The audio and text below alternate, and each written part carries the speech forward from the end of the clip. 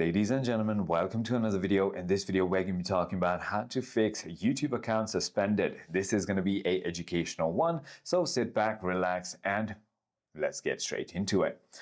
So there are a couple of steps to fix a suspended YouTube channel. First is going to be identifying the cause. So check the email from your YouTube for the reason. So example, spam, copyright, or community guidelines. If you cannot find it, log in on a desktop to see the notification.